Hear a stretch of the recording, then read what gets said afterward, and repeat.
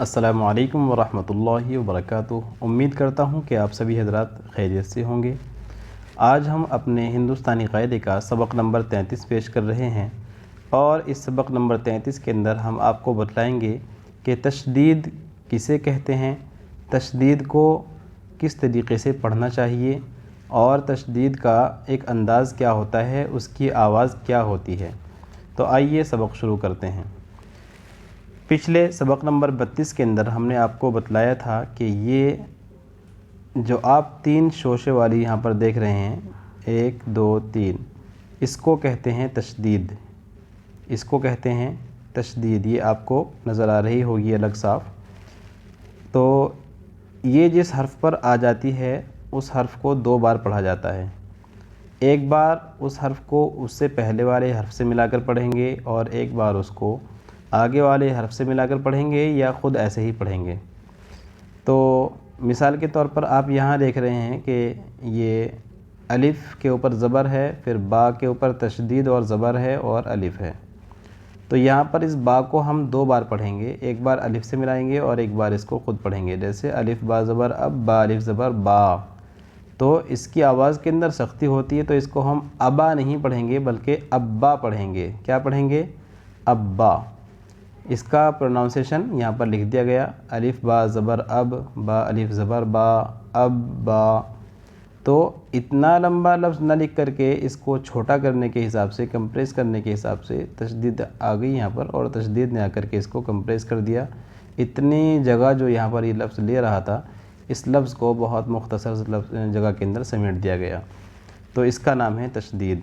ابا، بلی، بلی، کتا، اور یہ یہاں پر بھی کتا، چکی، رسی، لڈو، لٹو۔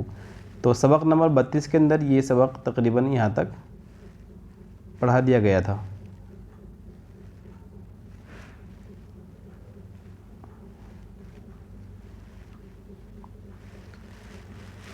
اب آگے اس میں ہیں جملے، تو یہ جملے شروع کرتے ہیں۔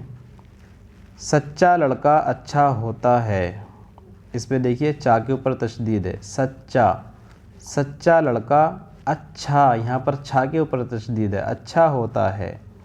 کچا آم کھٹا ہوتا ہے۔ آگے پکا آم کھا لو، کاف کے اوپر تشدید ہے، پکا آم کھا لو۔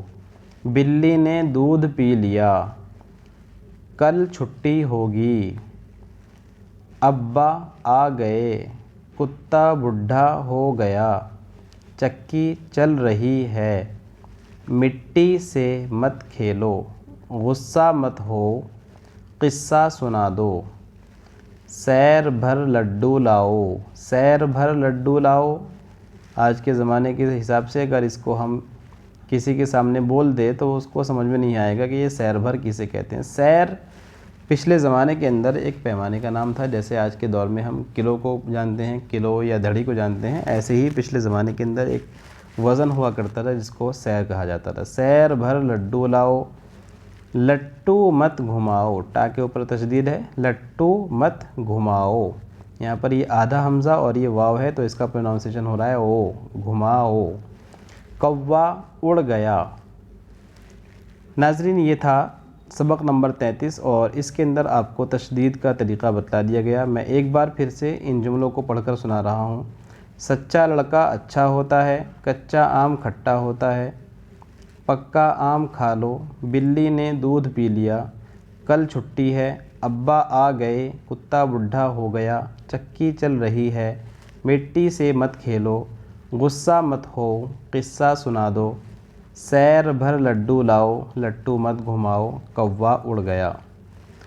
تو ناظرین، سبق نمبر 33 یہاں پر کمپلیٹ ہوتا ہے۔ انشاءاللہ اگلے سبق کے اندر ہم یہ فصل نمبر 39، اور جس کے اندر پیش کیا گیا ہے نون غنہ، یعنی ایسا نون کہ جس کے اندر نون کا نقطہ نہیں ہوتا، اس کو کیسے پڑھیں گے انشاءاللہ وہ آگے والے سبق کے اندر واضح کر دیا جائے گا۔ آپ حضرات سے ریکویسٹ ہے کہ آپ ہماری ویڈیوز کو لائک کیجئے، چینل کو سبسکرائب کیجئے، اور ویڈیوز کو اپنے دوستوں کے ساتھ شیئر کیجئے۔ دیجیے ہمیں اجازت، ملتے ہیں پھر انشاءاللہ نئے سبق کے ساتھ۔ السلام علیکم ورحمۃ اللہ وبرکاتہ۔